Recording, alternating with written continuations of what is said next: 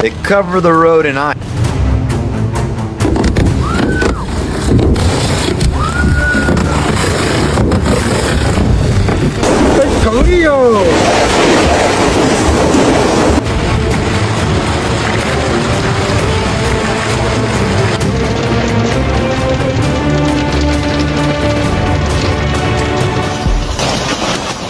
Just a bunch of ice falling from the sky.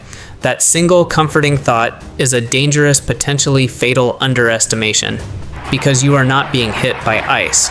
You are in the middle of a high-speed atmospheric bombardment. You are being attacked by solid projectiles forged in the heart of a thunderstorm, falling at the speed of a professionally thrown baseball. We are not talking about tiny ice pellets. We are talking about hailstones the size of golf balls, baseballs, even grapefruits. This isn't weather, this is artillery. Let's be brutally honest right now. In the comments, tell me on a scale of 1 to 10, how seriously do you really take a hailstorm warning A3, A5? Most people would probably rank it far below a tornado or a hurricane. By the end of this video, we guarantee that number will be a 10. Because the danger of a hailstorm isn't just its size or speed. It's the bizarre, violent, and counterintuitive journey that creates it. What if I told you that a hailstone doesn't just fall once? What if it's a frozen yo-yo thrown up and down inside a thunderstorm cloud multiple times, getting bigger and bigger with each trip, like a snowball rolling downhill in reverse? What if, by cutting a giant hailstone in half, you could read its history like the rings of a tree and see every violent ascent and descent it took? And the most terrifying, what if of all, what if you are caught outside with no shelter in a storm of these baseball-sized ice bullets falling at over 100 miles per hour? What actually happens to a car, an airplane, or a human being? In this video, we will deconstruct the atmospheric engine that forges these ice bullets. We will take you on the insane vertical roller coaster ride of a single hailstone from a tiny frozen droplet to a monster chunk of ice. We will show you the horrifying real-world footage of the destruction these storms can cause, from shredding cars to flattening entire fields of crops. And most importantly, we will give you a simple, no-nonsense survival guide for what to do when the sky itself starts falling. This isn't just about dents in your car. This is about understanding a force of nature that is becoming more frequent and more violent every year due to our changing climate. So stick with us, because the difference between a scary story and a survival plan is understanding why. All right, so you're caught in a hailstorm. You see ice the size of golf balls smashing down around you. What's your first move? Your brain goes into survival mode and you start making calculations based on what you think you know about hail.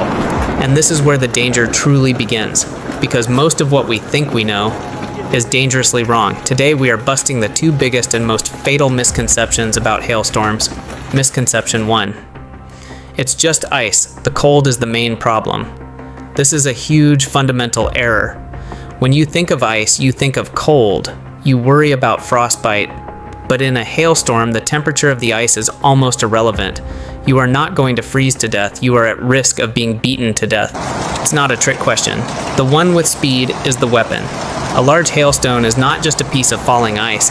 It is a projectile, a solid object that has been accelerating for thousands of feet, hitting a speed called terminal velocity. For a baseball-sized hailstone, that speed can exceed 100 miles per hour. The first rule of understanding hail is to stop thinking about cold and start thinking about impact force. This changes the perspective, doesn't it?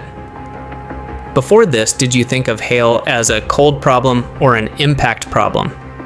Be honest in the comments. Okay, so we've established it's a high-speed projectile. This leads to the second, even more dangerous misconception. Misconception 2. A little bit of cover is good enough. A storm hits. You're caught in the open, you see a small tree, a picnic shelter with a thin roof, or you just pull your jacket over your head. It feels like you're doing something. It feels safer than nothing. This is a potentially fatal miscalculation. A flimsy jacket will do absolutely nothing against a projectile moving at 100 miles per hour, but the real trap is the tree or the weak shelter. Why? Because it gives you a false sense of security. When the size of a golf ball can shatter a clay roof tile, a baseball-sized one can punch through drywall. If your shelter cannot withstand a direct hit from a sledgehammer, it cannot protect you from a severe hailstorm. You need solid, hard cover, a sturdy building, a hard-top vehicle. Anything less is just wishful thinking. It's an impact, not a temperature problem. But this leads to an even more fascinating and bizarre question. If these hailstones are so big and so heavy, how in the world do they even stay up in the sky long enough to form? Why don't they just fall out of the cloud when they're the size of a pea? The answer is not gentle. It involves a violent vertical roller coaster ride inside the heart of a thundercloud, a process so powerful it can keep a chunk of ice suspended miles in the air. And in our next chapter, we will take you on that ride. So we've established the terrifying truth: a hailstorm is a high-speed bombardment. But this creates a huge paradox. If these hailstones are so heavy, how do they get so big in the first place? Why don't they just fall out of the cloud when they're small and harmless? A force so violent it can keep a chunk of ice suspended miles in the air like a magician levitating a ball. This force is the updraft. An updraft is a powerful column of warm, moist air rising from the ground.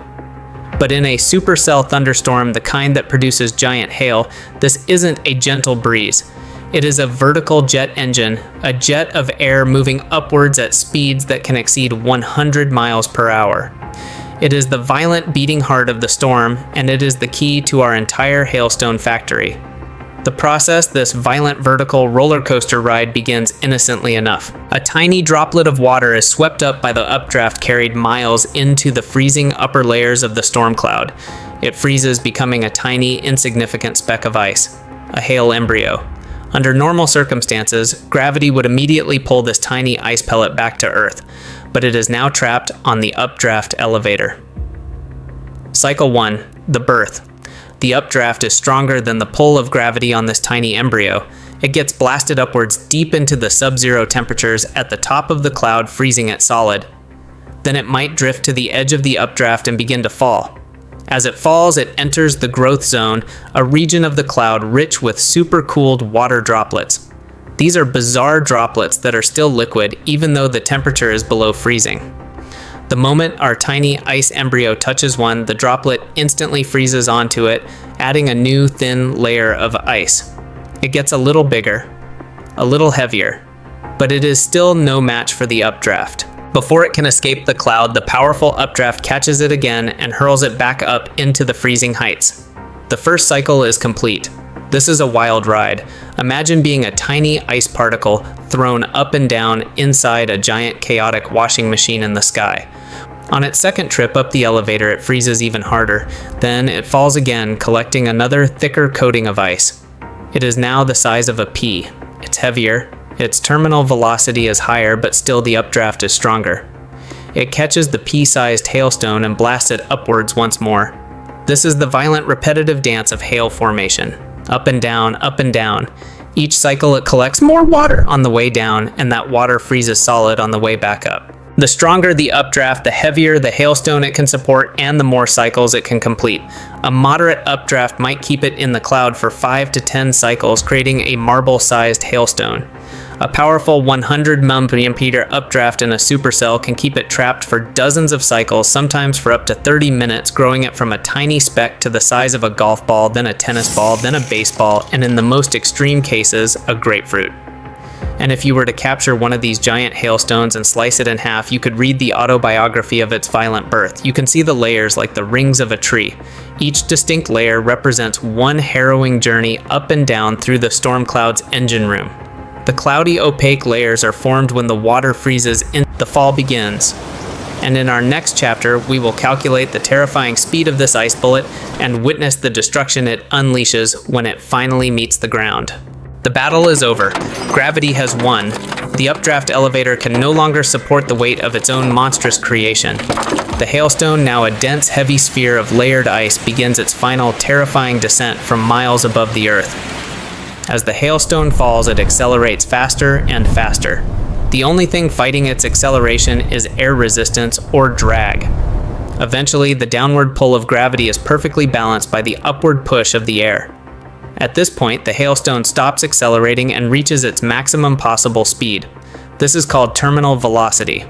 For a small pea-sized hailstone, the terminal velocity is only about 20 miles per hour. Unpleasant, but not particularly dangerous. But for a baseball-sized hailstone, a dense, heavy sphere of ice, the terminal velocity can exceed 100 miles per hour. Think about that. This is not weather anymore. This is a projectile. A solid object weighing up to a pound hitting the ground at the same speed as a fastball thrown by a professional baseball pitcher. This is the moment a weather event becomes a high-speed bombardment. And this is what happens when that bombardment hits our world. The target, your car. Your car is a metal box, but its weak points are obvious: the glass. A modern windshield is incredibly strong, but it is not designed to withstand a direct impact from a solid object moving at 100 miles per hour. The first impacts create starburst cracks. Then, with the relentless barrage of a severe hailstorm, the glass shatters, completely raining down onto the occupants. But perhaps the most devastating impact of a hailstorm is one we rarely see on the news: its impact on agriculture. For a farmer, a 10-minute hailstorm can wipe out an entire year's work. The high-speed impacts shred leaves to ribbons, snap stalks in half. A field of promising crops can be reduced to a barren, flattened wasteland in minutes. The economic damage from a single large hailstorm can run into the billions of dollars. It is a silent, devastating killer of our food supply.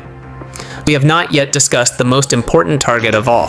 What happens when one of these ice bullets traveling at 100 miles per hour hits a human being? How do you survive a direct encounter with this bombardment from the sky? The answer is not about being brave. It is not about being strong. It is about being smart. It is about understanding the threat, high-speed, blunt force trauma, and putting a solid, reliable shield between it and your body. This is the Hailstorm Survival Blueprint.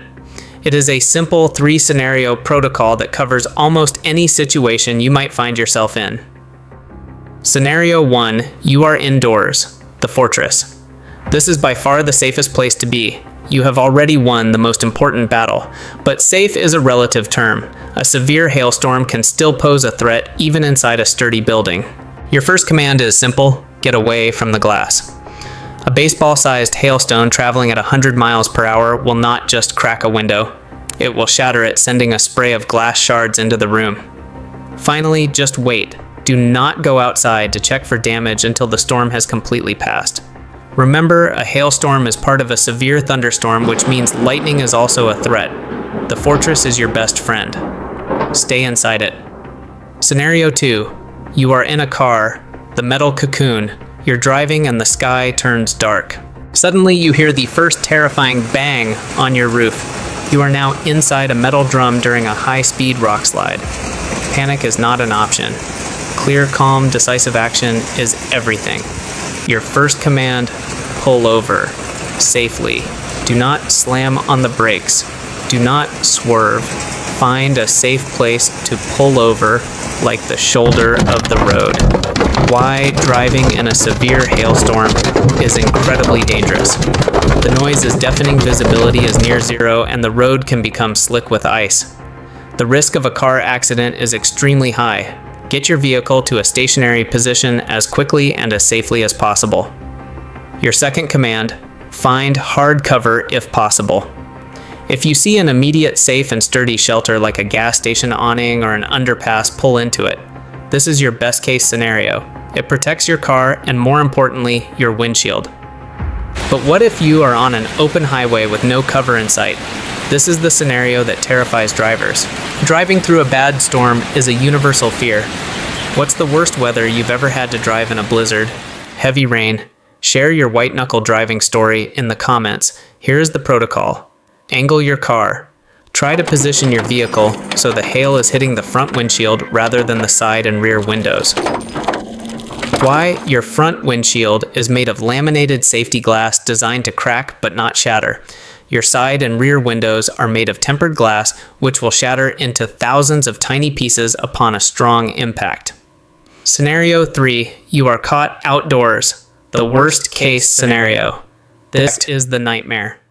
You are hiking, playing in a park, or just walking from your car to the store, and the sky opens up. You have seconds to act. Your only command is find cover now. This is not a suggestion. It is a primal, absolute necessity.